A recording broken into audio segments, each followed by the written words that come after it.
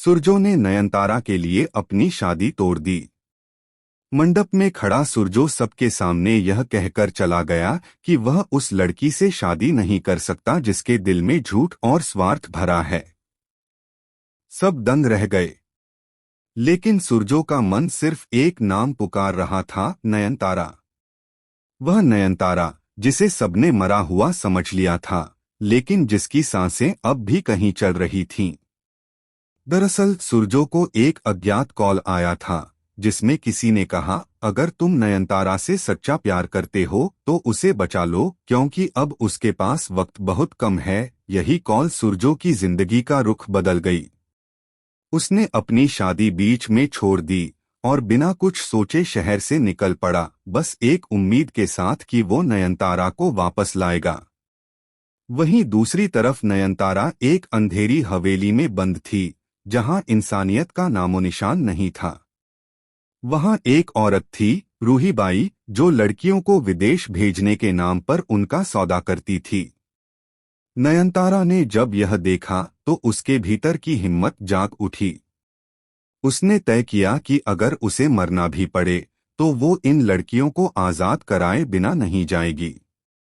लेकिन कहानी में ट्विस्ट तब आया जब यह खुलासा हुआ कि शाओली, जिसे सुरजो अपनी दोस्त समझता था, वही असल में इस पूरी साजिश की मास्टरमाइंड है।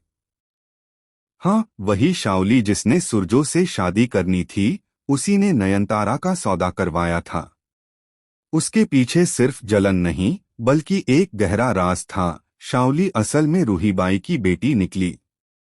शाओली नहीं चाहती थी कि सुरजो को यह सच्चाई पता चले, इसलिए उसने झूठे सबूत तैयार करवाए ताकि सुरजो को लगे कि नयनतारा मर चुकी है। लेकिन किस्मत को कुछ और ही मंजूर था। सुरजो को उस हवेली तक पहुंचने का सुराग मिल गया। उसने पुलिस को खबर दी, लेकिन जब तक पुलिस पहुंची, हवेली जल चुकी थी। सबको लगा कि नयनतारा फिर से मर गई।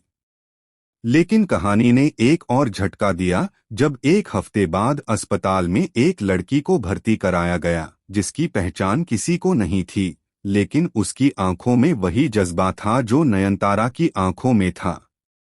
उधर शाओली ने सुरजो को यह यकीन दिलाने की कोशिश की कि यह सब उसके भले के लिए हुआ। लेकिन जब सुरजो ने उसके फोन में रूहीबाई के साथ की गई वीडियो कॉल देखी तो उसकी आंखों से खून उतर आया। उसने कहा, तुमने सिर्फ नयनतारा को नहीं, बल्कि मेरे प्यार, मेरे यकीन और मेरी इंसानियत को भी मार दिया। अगले ही पल सुरजो वहां से निकल पड़ा।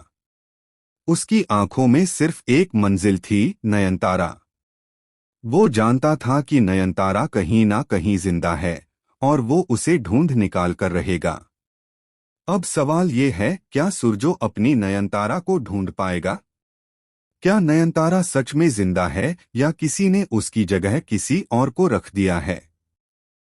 और अगर नयनतारा लौट आई तो क्या वो सुरजो को माफ कर पाएगी जब उसे पता चलेगा कि वही शाओली, जिस पर उसने भरोसा किया था, असल में उसकी दुश्मन थी? आने वाले एपिसोड्स में खुलेंगे कई राज, टूटेंगे कई रिश्ते और शायद लौट आए वो प्यार जो किस्मत ने खुद लिखा था। सुरजो और नयनतारा की अधूरी कहानी। आपको क्या लगता है, क्या यह प्यार मौत को भी हरा पाएगा? अपनी राय हमें कमेंट सेक्शन में जरूर बताएं और चैनल को सब्सक्राइब करना न भूलें ताकि आपको नयनतारा के हर नए ट्विस्ट की अपडेट सबसे पहले